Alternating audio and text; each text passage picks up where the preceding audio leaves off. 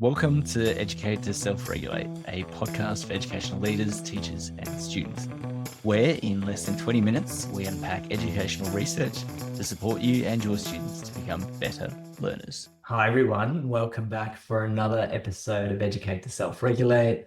Today, I'm joined by the lovely Amelia King, the Director of EdTech and Innovation at Dulwich College, Shanghai Puxi. Welcome, Amelia. How are you? I'm good. I'm really good. And how are you? I'm doing better as we've been chatting. I was a little unwell last week, but I'm on the uprise now, which is nice. It's always nice to feel physically well. And you're calling in from Shanghai at the moment. I am. It's lunchtime, and for once, it's a lovely sunny day here, so I'm all good on my end. Yeah, I can see the light in your video. It's Yeah. good. There's a lot of natural light coming in. Now, Amelia, for our listeners who aren't familiar with your work, I want to give our listeners a little bit of background about how we connected, because we have connected through, as you do in networking in education these days, we connected through LinkedIn through an introduction through a friend, Sam. So shout out to Sam Holston, who connected us. Sam's also doing a lot of work in the space of metacognition and self-regulated learning, but specifically in the tech space and AI space, which is kind of how we cross paths. And you're obviously doing a lot of work thinking about metacognition with AI. And I love that. I love that. And so I guess I'm curious, how did you get to this interest where there's this intersection between AI, metacognition, and even self-regulated learning? Yeah, so we've been doing a lot of work at my school and in our group of schools around different digital affordances, different competencies. And one of them was metacognition, and it was supposed to be a focus last year. And I just didn't know what it was. And when you look up metacognition and it's like thinking about thinking, and I was like, great, I still don't know what you mean. And so I'm kind of like faking my way through it, talking to people about metacognition. And, I faked it, but I never quite made it. So I was like, I need to do a little bit of research. And then meanwhile, I'm digging into all of the AI stuff that's going on because a huge part of my role is making sure that our staff are on top of their game and they know what's happening. And then you've probably seen it as well, like all of the news articles and people worrying about the death of thinking, the death of the assignment, and the death of everything we hold dear. And that was when I started to think, well, actually, like that initial research I was doing about metacognition and what I'm doing with AI now, I wonder if we can bring them together so that we can basically stop people from crying out about the death of thinking once and for all.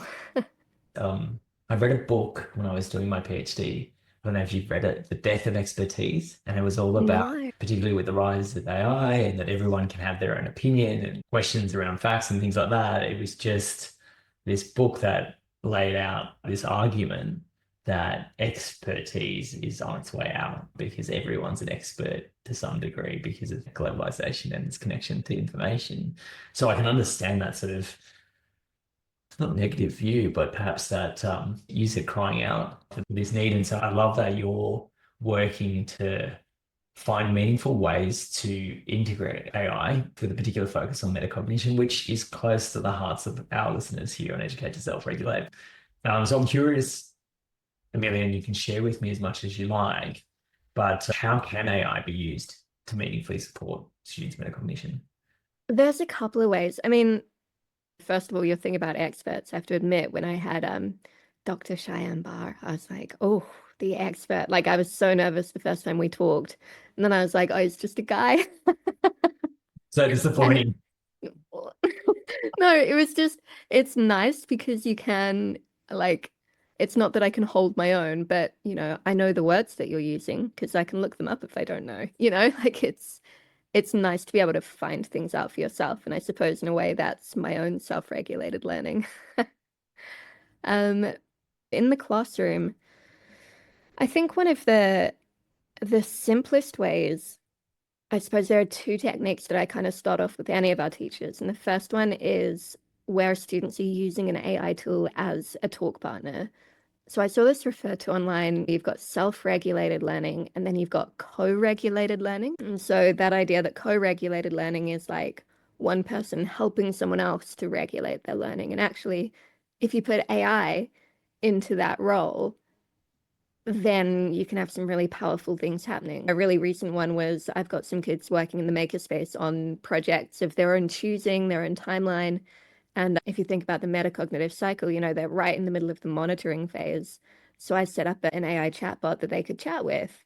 And the chatbot's goal was to work out where the students were at, get them to think about what they were finding difficult, what they needed to change, all of those usual kind of metacognitive questions that they might ask each other, and then help them develop a timeline at the end. So that's kind of one really nice one for that part of the metacognitive process. And then the other one is just getting them to think more critically about how they're using AI. So less about the thought process and more about what they're using in their thinking, if that makes sense. So teaching them, critical analysis of what an AI spits out, talking to them about bias, about the training data, why do two AI tools give you different answers? So kind of bringing in those critical thinking questions that actually they're using anyway. Like you're going to find those questions in any classroom, but applying it to an AI tool as well. So those are kind of the two that I tend to kick off with. Amelia, can I clarify? The first one you mentioned was AI as a bit of a co-regulator, and I was taking notes as you were sharing with me some of your ideas.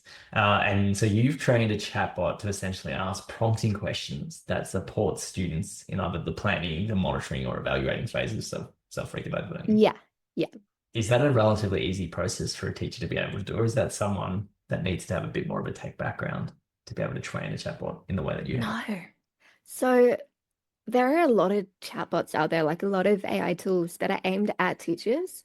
I mean, we've got teachers doing that now all the time who would happily tell you that they're not techie in the slightest because they're using the tools out there that are aimed to support teachers. So we've got AI wrappers, and there's all sorts of commonly known ones out there. And a lot of them give you the ability to prompt them and to say, I want you to act as a metacognitive partner for my students, ask them questions about what they're doing, give them feedback, use strategies from the Harvard Project Zero toolbox to support them in their metacognitive journey. And then because these tools are aimed at teachers, they can then see the input and output that the students are doing as well, which also helps the teachers then see those skills. Wow. Okay. Oh gosh, I've got so many questions about that, but I love that. I've been working with Wesley College here in Australia, in Victoria, that they have a private license of ChatGPT. And so we've been creating training documents for that private license of ChatGPT to essentially engage students with a series of prompting questions, in this case, specifically about motivation. But I love this idea of kind of the high metacognitive prompting as well. I really like that. And then you mentioned you're encouraging students to think critically or to engage in a level of critical thinking in the way that they're evaluating what the AI is, the reasoning process of AI or even the product ultimately provides. Is that right? Have I understood that correctly? Yeah. No, you're all good. And I want to pick up on our first conversation where we met, and you shared a lovely idea with me, which has just stayed in my brain. You introduced me to the reasoning kind of models of generative AI, and you shared with me an idea that the beautiful thing about the reasoning models of AI is that they actually document their decision-making processes and their thinking processes. So in essence, the AI is thinking aloud as it's creating whatever it's creating. And in our conversation, you suggested how powerful it would be if the students were actually evaluating the process of thinking rather than the product itself. And that just blew my mind, because I was like, that is phenomenal, where one of the evidence-based approaches to self-regulated learning is to get students to think out loud. But sometimes that is a very challenging process. So even as a scaffold to get them to think out loud, they could essentially start to see how AI is thinking aloud and start to evaluate what high quality metacognition might look like, even for AI, and then what that might look like for a human. So I love that idea. I don't know if you want to add anything to that, but have I understood that idea correctly in the way that we spoke? Yeah. And I think, the other thing that often we forget, and me, like I literally did this the other day, you throw kids into a metacognitive, like a reflection activity or a think aloud, unless you've told them how to do it, it's not as if it's natural. Like, it's not natural for me to share my thinking out loud. And actually, I don't necessarily know what my thought process is.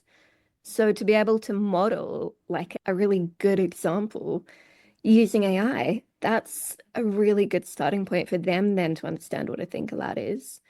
And then it's also helpful if you as a teacher are less confident as well. Like, I don't know if I could model my thinking in the same way or as clearly as the AI tool can. So it's also good for my confidence when I'm in front of a class to go, yeah, let's think about this thinking process. What do you notice? What would you change? Is this how you thought about the activity? It's got multiple uses. And actually, you've prompted me to think of one of the challenges that I find with teaching metacognition and self-regulated learning, and this is shared with the teachers that I typically work with, is that because we have come such a far way in our own learning journeys, that we've actually become quite competent learners and achieved a level of almost unconscious competence, right? We can navigate learning processes almost to some level of automaticity. And what I'm asking educators to do based on the research around self-regulated learning is to actually make our learning processes more transparent. And so one of the challenges that comes up is that we've automatized so much of our learning process. When you're asking me to think aloud or even explicitly teach the tools or strategies that I use when I'm learning, why can't I don't have to do that. I haven't thought about that for a while because it's so unconscious now for me in the way that I learned. And so I think we could use AI to help bridge for teachers who are struggling with what do I actually do as a learner. I think we can leverage AI for suggestions for what might be initial steps for a learning process if they were doing a task like this to help us kind of generate those ourselves, maybe. I think that I'm thinking aloud, so to speak. No, I think that could be really powerful. And it could even just be powerful, like I say, if you're less confident with this. Like, again, I didn't know what metacognition was, but if I am chatting to a large language model, like if I'm chatting to a generative AI tool and I say, I'm going to write an essay, walk me through, I don't know, the metacognitive process or model the metacognitive process for me, that's going to help me as an educator work out what I need to do. If I adjust my prompt a little bit more and say I'm teaching 12-year-olds and this is the first time they've learned how to write this type of essay or answer this type of math question, model the metacognitive process for it. Yeah, I think that could be a really powerful way of supporting staff and supporting teachers, I should say. Yeah, I love that. Now, I have to ask Amelia, you're obviously working quite heavily in this space at your school. Are there any risks with, that we should be mindful of when using AI to support metacognition and self-regulated learning? Of course. I mean, at its most basic level, the risk of using AI is that we never know what it's going to come out with. So there always needs to be that level of safeguarding and that level of monitoring and ensuring that you're sticking with age regulations and things like that, and data protection and teaching your kids to not put personal information into an AI. So there's that side of things. But then there's always the risk of, if you don't scaffold it, then there's the risk of them becoming reliant. For example, one of the metacognitive skills that you're trying to teach is planning out your work and coming up with timelines and working out how long it'll take you to achieve something.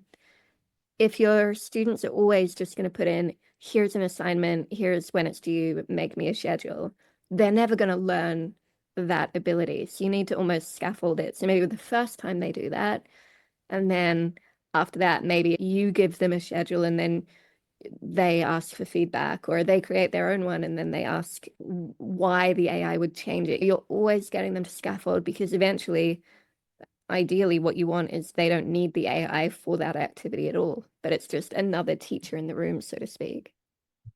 I'm very much viewing AI as a resource that we have to effectively communicate with and manage in order to get the best out of it. It's one of the many resources that exist in our environment. And if used well as a tool, as a resource, then it can be highly effective. Of course, I think the risk is that perhaps it creates a dependent relationship, in the same way that a student might go to a teacher all the time and say, can you help me with this? What do I need to, what's the next step? Essentially, that same trap with AI. And so you're 100% right. We have to scaffold the way they use that resource and engage with that resource to make it meaningful. I feel like we're only just scraping the surface, Amelia, but we're a short podcast and that's how we roll. So, Amelia, this is one of our favorite parts of the podcast. We're moving into the on the reg segment. Now, what we ask our guests to do is to share a strategy that you use to self-regulate your own learning, or that you use to help you better metacognitively plan, monitor, and evaluate your own learning. Is there something that comes to mind for you, Amelia, that you use? Yeah. If I'm using AI to support my learning, oh gosh, there are so many. I think for me, I often use AI as a starting point if I know nothing, because then it can lead me down the right direction. So I'll give you an example. I saw Microsoft had released a new quantum chip, and I was like, I don't know what that means. And so I read the news release, like the press release, and I was like, I still don't know what you're talking about. Looked it up on Wikipedia. I was like, this still no. And even like, Wikipedia has simple.wikipedia for like really simple English. And I was like, I still have no idea what's going on. So for me, my starting point then was going to AI and being like, explain to a stupid person how, like, what is quantum computing? And it was giving me, it was okay, but I was like, no, go simpler. It gave me enough of an overview that then I could go back to Wikipedia or the press release or articles that people were writing, and then I could understand what they were actually talking about. So I think for me, for self-regulation, it's really about, I suppose, knowing what to go to AI for, and then knowing that AI is a starting point, but it's never going to actually teach me. Like, I can't necessarily rely on it, but it gives me that starting point to understand so that I can begin my learning. Yeah, okay. I love that. So you're almost using it as a scaffold for your own thinking. Yeah. Yeah, I like that. I often, well, let me share a strategy that I am currently using. I have to admit that I use AI quite a lot these days. I think it's such a fantastic tool if used well, and I'm still learning how to use it well. We all are. It has also reminded, I found myself, I'm on the computer quite a lot based on the nature of my work. And I've found this kind of deep desire to go back to handwriting. And so strangely, and this is kind of perhaps non-tech related, but it reminds, I don't know if you've read Cal Newport's book, Digital Minimalism. Yes. Yeah. I'm a big fan of that book, and it helped me restructure the way I use tech.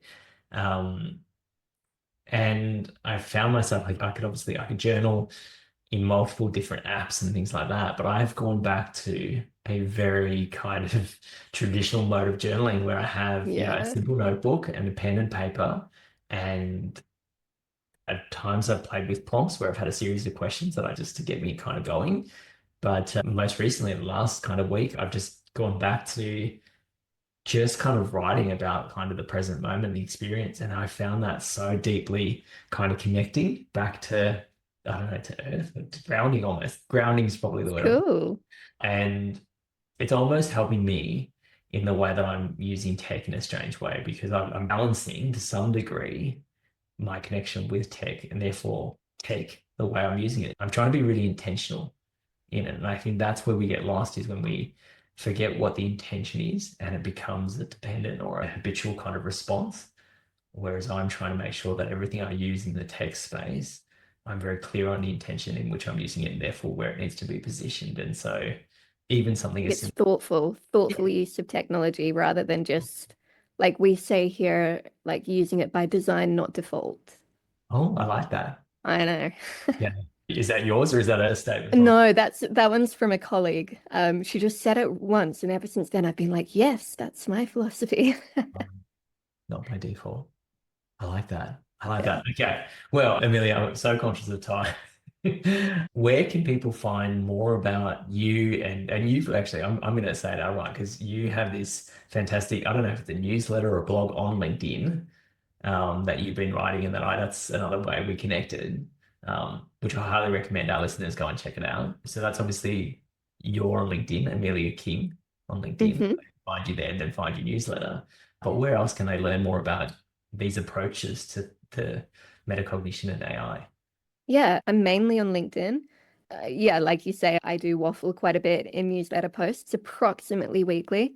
And I share kind of what we're doing at school and various things that I find online. It's kind of become like my new social media.